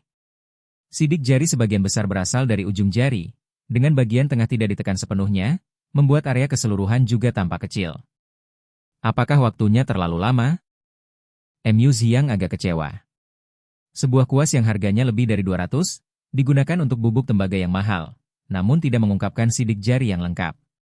Jiang Yuan pertama-tama mengeluarkan kamera untuk mengambil foto sejelas mungkin sebelum berdiri, menatap langsung ke pola sidik jari yang tertangkap, dan berkata perlahan, ciri-cirinya tidak lengkap, tetapi kita seharusnya bisa mengumpulkan selusin atau lebih titik karakteristik. Mu Xiang, berjinjit, mengamati sidik jari tersebut dan berkata dengan heran, bentuknya tidak lengkap, dan garis-garisnya kabur, tapi kamu masih bisa mengidentifikasi selusin titik karakteristik? Kamu harus lihat sidik jari yang kukerjakan untuk kasus pembakaran kemarin. Jiang Yuan membungkuk lagi untuk mengambil beberapa foto sidik jari lagi, lalu mulai memotret TKP. Mu Xiang menepuk dahinya, kau bicara tentang kekuatan asosiasiku. Duh, hanya kau saja. Jika orang lain datang, kasus ini tidak akan mudah ditangani. Sidik jari yang sama, jika ditemukan oleh tim TKP di kantor daerah, sudah pasti akan dicemooh oleh para pemeriksa jejak. Jika tidak, apa yang harus dilakukan? Dalam kondisi anjing seperti itu, tidak peduli apakah itu Yan atau Xiao Wang, kecocokan tidak akan mungkin terjadi. Sekalipun kelengkapan sidik jarinya sedikit lebih tinggi, keduanya mungkin tidak mau mengerjakannya. Sidik jari yang lengkap dapat dicocokkan oleh siapa saja yang memiliki tangan, tetapi sidik jari yang sebagian, semakin tidak lengkap, semakin merepotkan jadinya. Kalau mereka berat sebelah seperti kasus pembakaran, bukan cuma bikin repot lagi, tapi juga menguras energi pemeriksa jejak yang ahli. Memecahkan kasus dengan cara yang menguras habis sel otak. Kalau hanya beberapa sepeda motor listrik yang dicuri, petugas penyidik pasti akan merasa malu. Jiang Yuan melakukannya sendiri berarti tidak ada omong kosong lagi. Dia berkata dengan sopan, itu karena saya hanya bekerja dengan sidik jari. Kalau kantor polisi yang menyelidiki, pasti ada cara lain, kan? Ada caranya, tapi bukan berarti kasusnya akan terbongkar.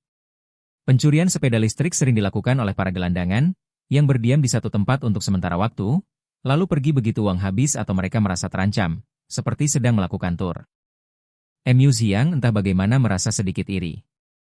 Yao Tea, yang baru saja selesai membuat catatan tempat kejadian perkara, kembali dan mendengar bagian akhir dari kata-kata Mu Xiang, menyetujuinya, memang. Ada juga yang tahu pepatah, kelinci tidak memakan rumput di sekitar liangnya. Saya akan mencocokkan sidik jarinya sesegera mungkin. Hanya itu yang bisa dilakukan Jiang Yuan. Jika ditunda terlalu lama, bahkan jika sidik jarinya cocok, tersangka yang melarikan diri akan tetap menjadi masalah, komplikasi dunia nyata lainnya. Bahkan mengetahui di mana tersangka berada, prosedur penanganan kasus di yurisdiksi lain, waktu dan upaya yang terlibat, serta dana yang dikeluarkan, semuanya merepotkan. Bayangkan 2 petugas polisi, mungkin 4, berkendara ke kota lain yang mungkin berjarak 1.000 km, berkomunikasi dengan Departemen Investigasi Kriminal setempat, meminta bantuan dalam penyelidikan dan penangkapan tersangka. Selama proses ini, mereka akan menghabiskan banyak uang untuk bahan bakar, tol, lembur, dan akomodasi. Pada akhirnya, jika mereka membawa kembali seorang pencuri kecil yang mencuri beberapa sepeda listrik dan mungkin tidak akan menangkap orang tersebut. Siapapun yang memikirkannya, hatinya akan terasa berat, bukan? Dibandingkan dengan Mu Xiang yang lebih muda, Yao Tea bahkan lebih sulit memahami Jiang Yuan. Namun, ia terbiasa bekerja lebih banyak dan sedikit bicara. Setelah membantu Jiang Yuan merapikan semuanya, dia bergegas ke area parkir di luar kompleks perumahan. Sesampainya di sana, mereka bertiga mengenakan sarung tangan dan masker dan mulai mengobrak-abrik saluran pembuangan, mencoba menemukan puntung rokok dan sampah yang terlihat dalam video. Ketiga orang itu, dengan 2 tas besar, segera berdiri dengan perasaan puas. Dengan polusi seperti ini, mungkin hanya puntung rokok yang berguna. Jiang Yuan mendesah. Ada cukup banyak puntung rokok di saluran pembuangan, yang semuanya dipungutnya lalu dikumpulkan ke dalam kantong-kantong bukti kecil, satu persatu. Tindakan ini sendiri memakan waktu lebih dari 1/4 jam bagi Jiang Yuan. Mu Xiang menonton dengan lelah, melepas sarung tangannya, menutup hidungnya, lalu melepaskannya dengan jijik, sambil bertanya, "Semuanya basah kuyup dengan air sampah, apakah kamu masih bisa melakukan tes DNA?" Seharusnya tidak menjadi masalah.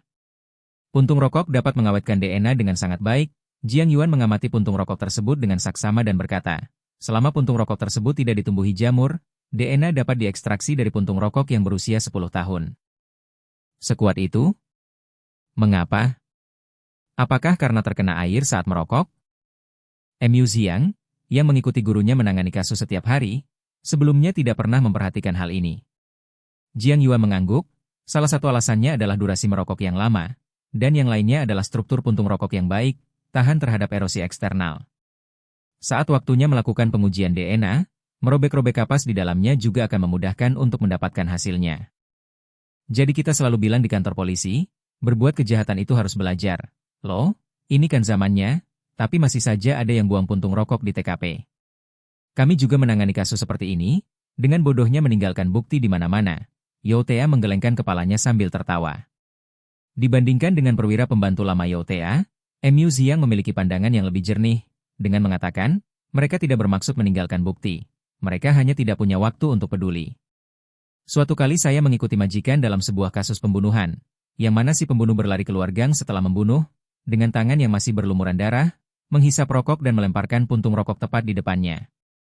Mereka tahu, tetapi pada saat itu, mereka tidak dapat memikirkan hal-hal ini. Mereka terlalu gugup. Itu masuk akal. Pencuri santai, cerdas, dan sulit menemukan bukti, tambah Yao Tea. Pencuri memiliki lebih banyak pengulangan, kemahiran tinggi. Kebanyakan orang yang melakukan pembunuhan, melakukannya sekali atau 2 kali, tanpa ada kesempatan untuk berlatih. Mu Xiang mulai merangkum. Pembunuhan itu rumit, tempat kejadian perkara seringkali berantakan, dengan mayat-mayat. Ini seperti proyek besar. Pencurian adalah proyek kecil. Orang-orang yang memulai proyek besar pasti rentan melakukan kesalahan. Yao Tea pun merangkum beberapa pengalamannya. Jiang Yuan mengangkat kantong bukti dan berkata, "Ayo kembali. Saya tidak tahu apakah kita bisa mencocokkan DNA apapun. Lakukan yang terbaik dan biarkan takdir yang mengerjakan sisanya." Begitulah adanya, Yao Tea, yang telah berlari begitu lama, juga berharap untuk mendapatkan hasil. Namun, dibandingkan dengan kesuksesan, ia lebih tersentuh oleh pengalaman kegagalan. Jiang Yuan hanya mengangguk. Lagi pula, ini adalah pertama kalinya dia menangani kasus secara lengkap. Bab 38, Tidak tertangkap. Kantor forensik. Tanaman ivy setan bersemangat, merentangkan daun-daunnya yang tebal dan panjang. Akarnya mati-matian menyerap air, berusaha membuat batangnya sekuat mungkin, terutama di bawah sinar matahari di mana mereka dapat tetap kaku untuk waktu yang lebih lama. Di depan meja, Jiang Yuan duduk tegak, tatapan matanya sejajar, menempatkan Xiao Wang di sampingnya, dan mulai tekun mengidentifikasi titik-titik karakteristik pada sidik jari yang baru saja mereka terima. Xiao Wang tampak lebih serius. Di kepolisian akar rumput, ada pepatah, jika Anda seorang polisi, jangan jadi detektif, jika Anda seorang detektif, jangan jadi teknisi. Mereka yang disebut teknisi adalah penyelidik jejak bukti, teknisi tempat kejadian perkara, dan analis zat di Departemen Investigasi Kriminal.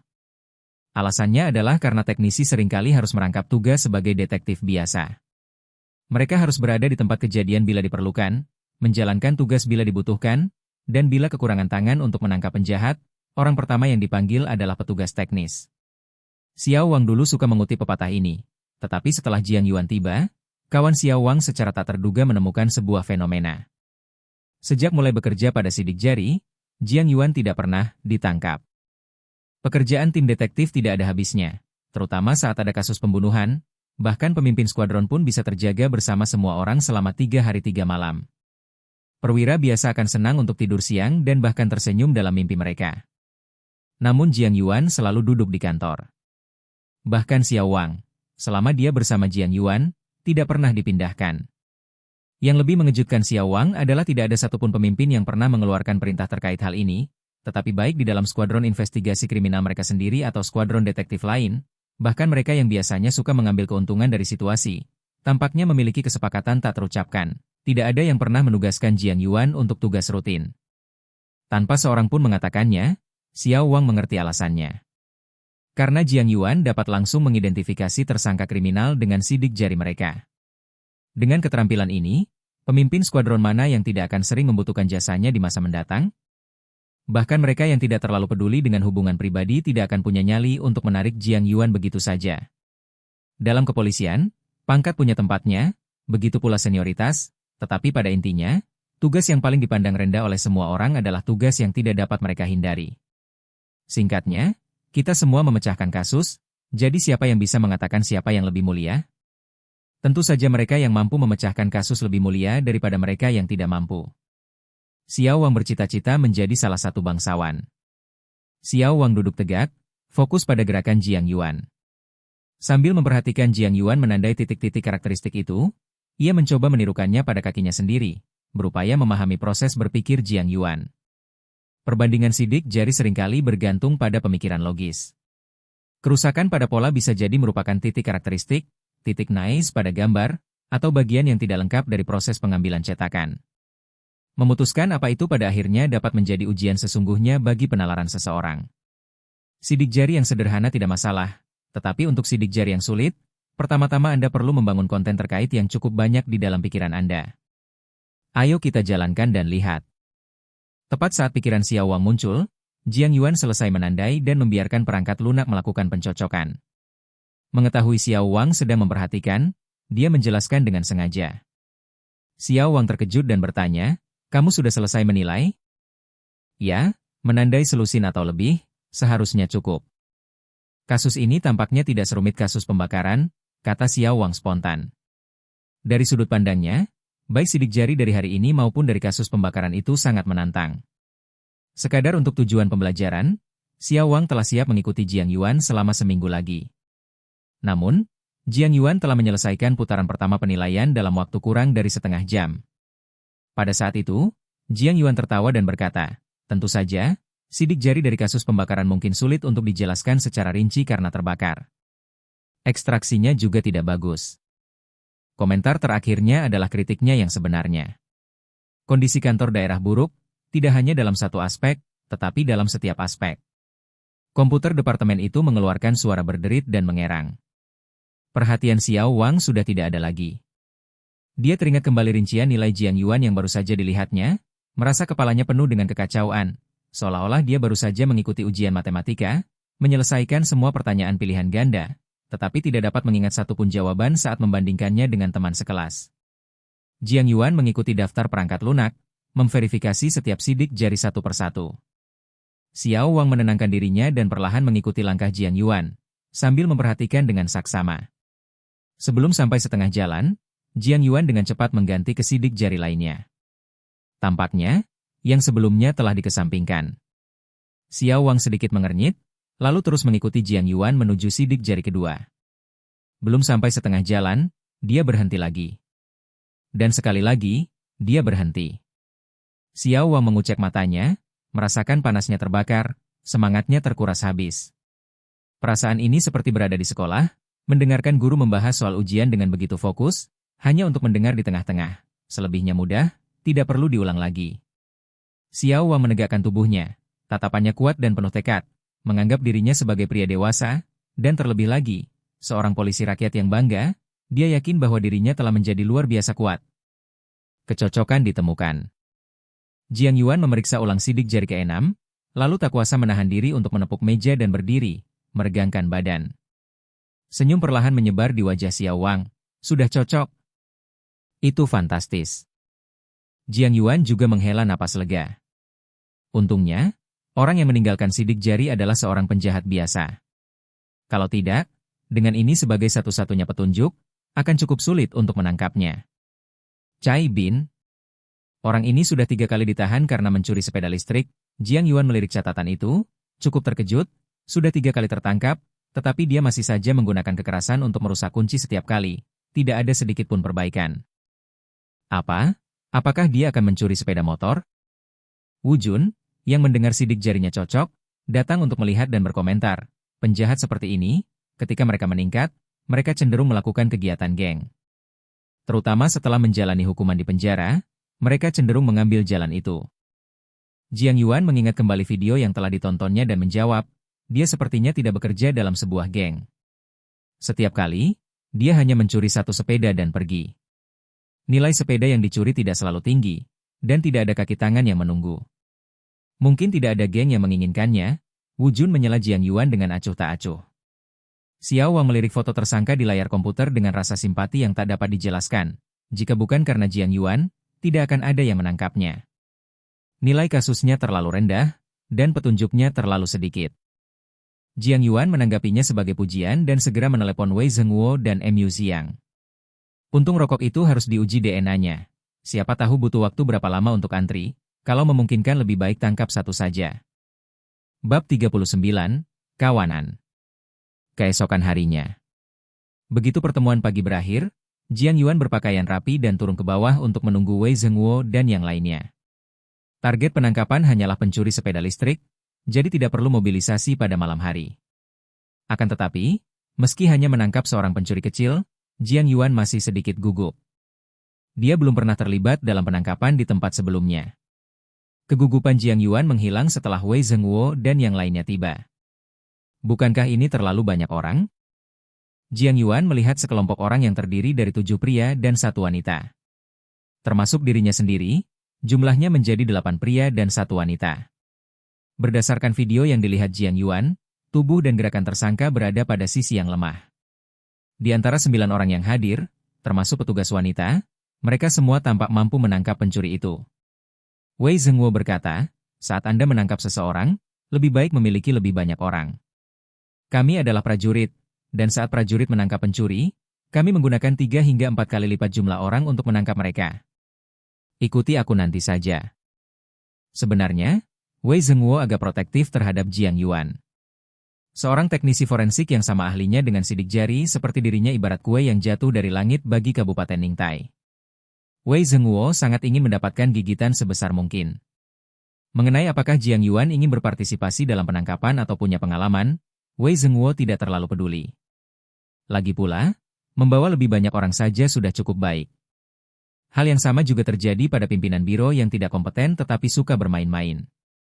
Mereka menggunakan pendekatan yang sama ketika berpartisipasi dalam operasi penangkapan. Ke-9 orang itu mengendarai 2 mobil tanpa menyalakan sirene atau lampu berkedip, dan tiba di sebuah kompleks perumahan kecil di dekat jembatan tanpa suara. Setelah keluar dari mobil, mereka melihat 2 petugas lainnya berseragam tugas keluar dari mobil yang diparkir di pinggir jalan. Kapten Wei, para perwira itu mendekat dengan salam antusias. Gu, Wei Zhenguo berjabat tangan dengannya, lalu memperkenalkan yang lain, Gu adalah wakil kepala kantor polisi Pizhou. Mereka adalah rekan-rekan dari tim kami, dan Xiao Jiang adalah seorang pemula di tim investigasi kriminal. Apakah kita sudah mengendalikan lokasi tersangka? Dia seharusnya ada di rumah. Kami punya catatan alamat rumahnya, kami mengirim seseorang untuk mengamati kemarin, dan lampunya menyala di malam hari. Dia mungkin belum bangun, kata Gu sambil melihat ke arah kerumunan yang berjumlah 9 orang itu, sambil mendecak lidahnya 2 kali. Seberapa besar kasusnya? Dia tidak menanyakan rinciannya, hanya seberapa serius kasusnya. Untuk kasus yang sedang berlangsung dan bahkan kasus yang belum terpecahkan, setiap orang biasanya berhati-hati terhadap detailnya. Kecuali jika diperlukan, Mereka tidak akan berbicara terlalu spesifik, karena informasi tersebut merupakan sumber daya untuk penanganan kasus dan untuk mengamankan hukuman. Hal ini dipatuhi dengan baik, bahkan oleh petugas dari biro daerah. Wei Zhenguo tersenyum dan menjawab, ini bukan kasus besar. Melihat banyaknya orang yang dibawa Wei Zhenguo dan sikapnya yang serius, Gu berkata, tersangka tinggal di kawasan pemukiman tua, yang relatif kompleks. Jika Anda membutuhkan lebih banyak orang untuk pengawasan, kami memiliki beberapa orang yang bertugas di stasiun. Cukup, kami hanya bersikap hati-hati. Wei Zhenguo menolak tawaran itu dan meminta Gu untuk memimpin jalan.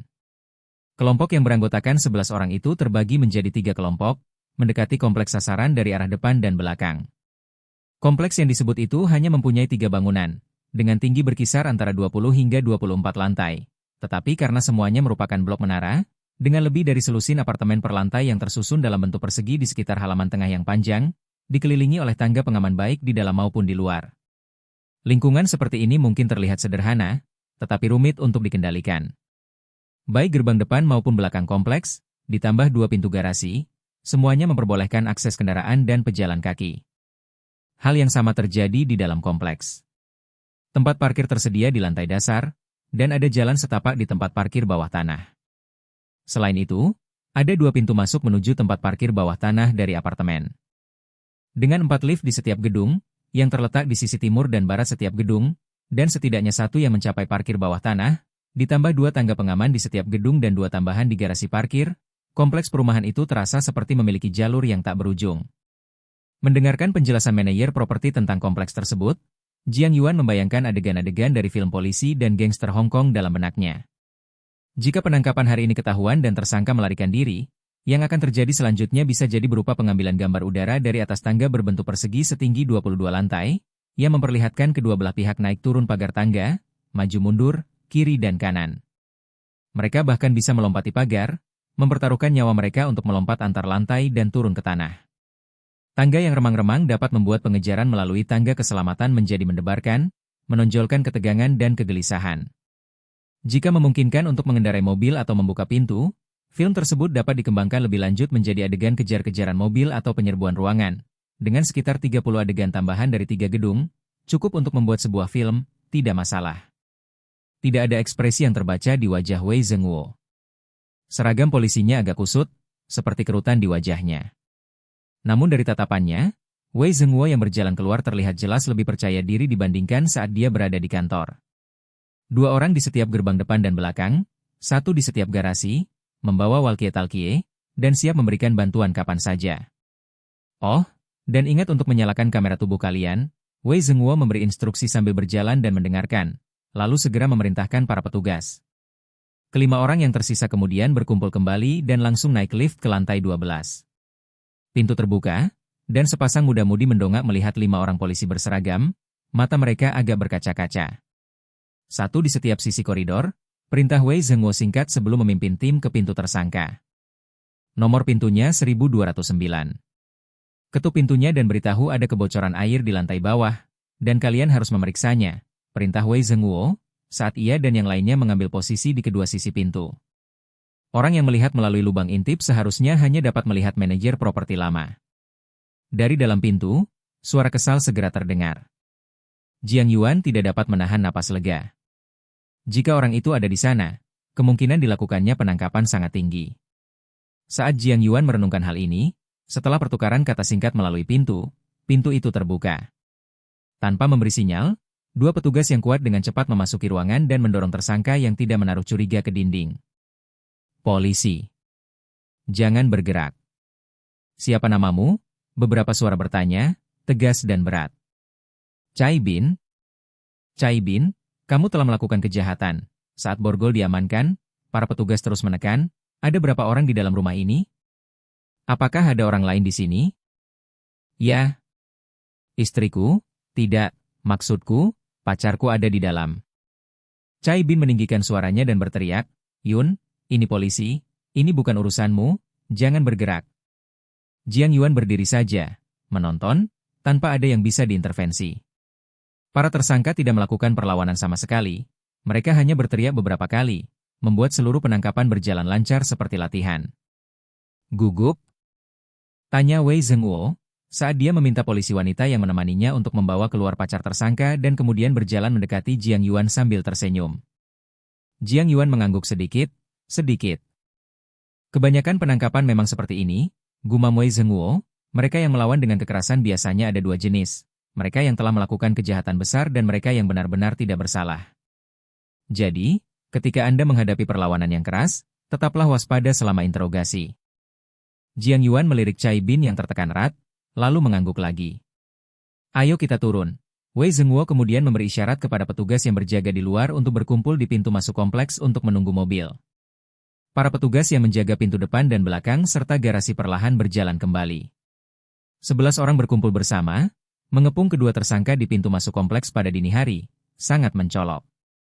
Cai Bin, dengan tangan terborgol, meronta gelisah, memandang ke arah sekelompok besar polisi, tubuhnya penuh dengan tanda tanya.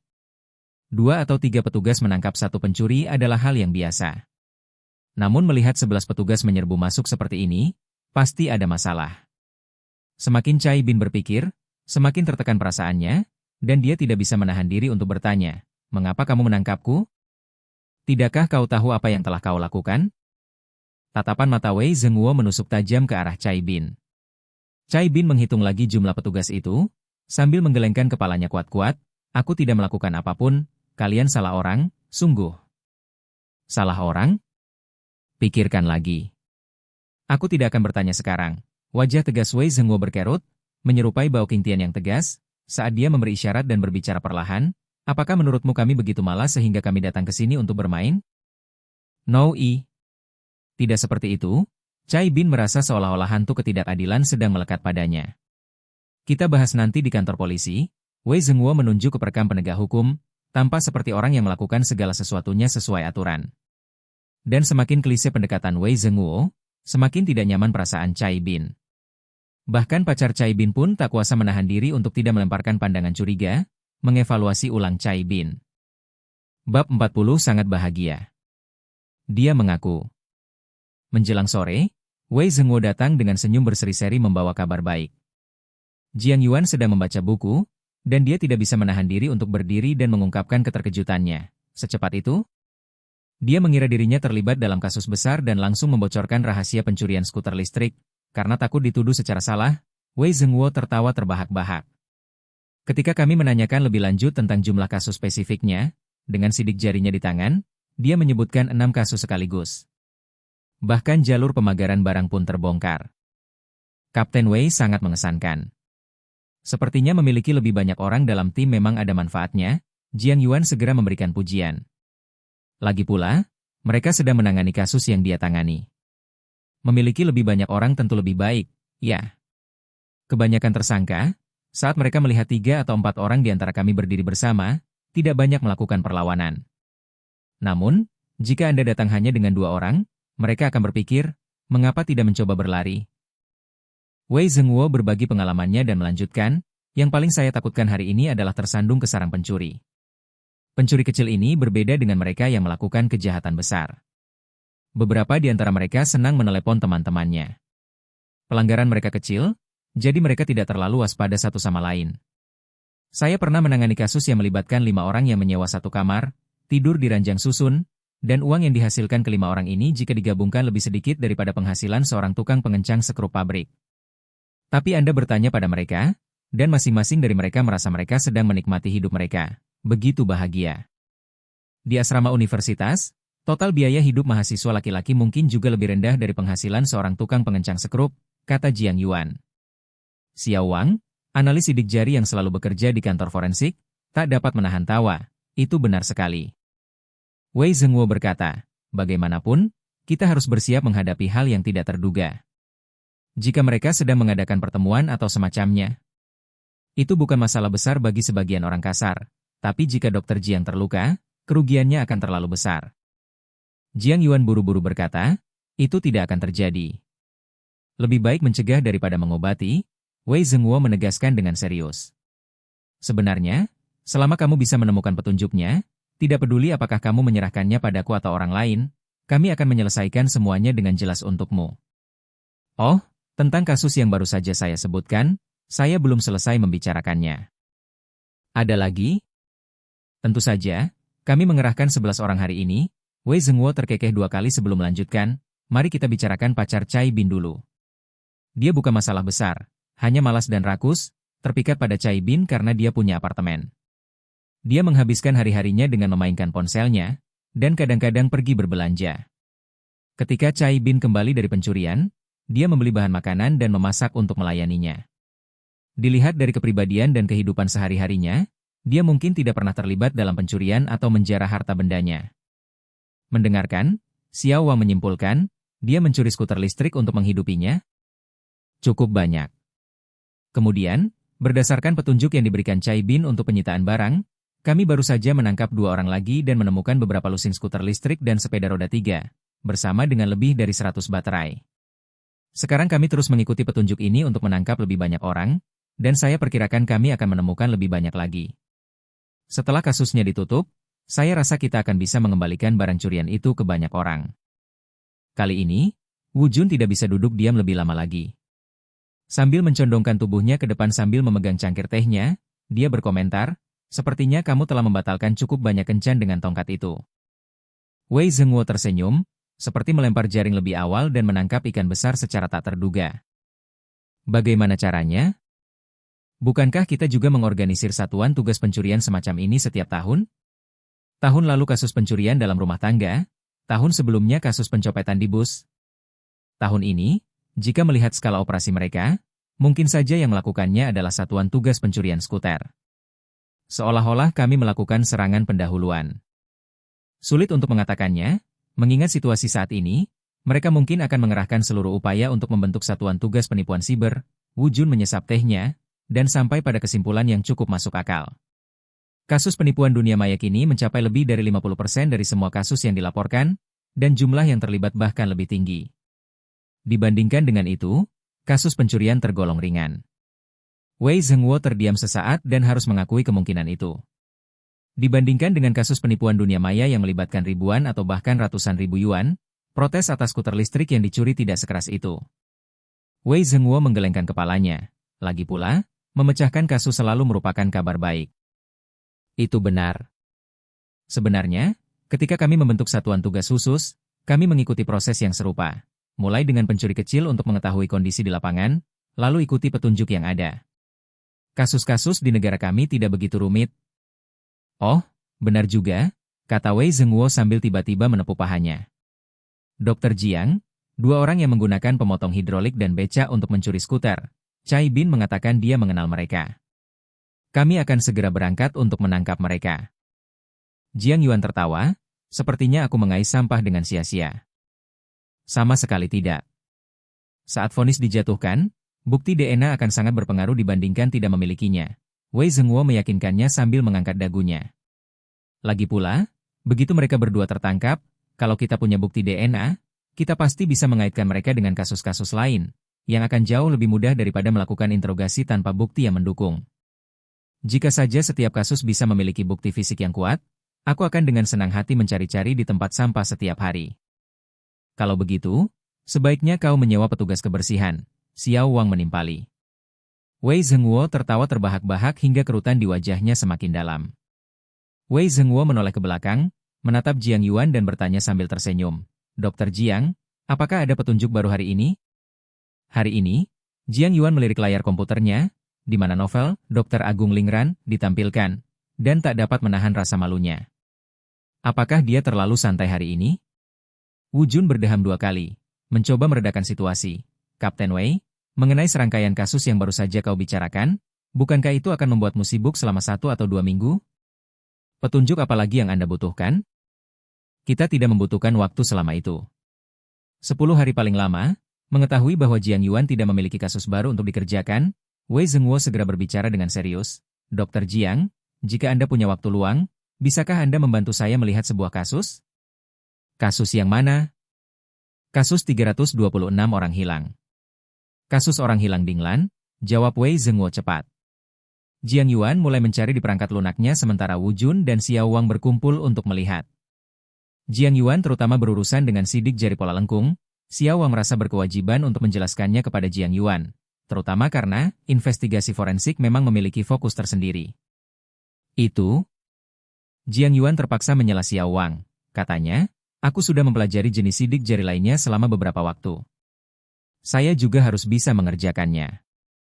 Tugas Jiang Yuan sebelumnya telah berkembang dari identifikasi sidik jari pola lengkung LV3 ke identifikasi sidik jari penuh LV3. Karena pola lengkung kurang umum dibandingkan dengan pola lainnya, memperoleh metode analisis sidik jari tunggal Chongqing, LV3, berarti cakupan Jiang Yuan telah berkembang pesat. Xiao Wang merasa sulit mempercayai ini, menyadari bahwa Jiang Yuan memang terampil, tetapi gagasan bahwa ia dapat menguasai tipe yang sebelumnya mustahil hanya dalam beberapa minggu berada di luar pemahamannya. Xiao Wang mengenal sedikit ahli, tetapi ia yakin mereka semua punya kekhasan masing-masing. Ketika Jiang Yuan mengatakan dia ahli dalam pola lengkungan, Xiao Wang dengan mudah menerimanya. Sekarang Jiang Yuan mengaku ia mampu mengatasi keterbatasan ini. Xiao Wang merasa gelisah. Jiang Yuan berkata dengan santai, akhir-akhir ini aku banyak belajar. Kapten Wei, silakan lanjutkan kasus Anda.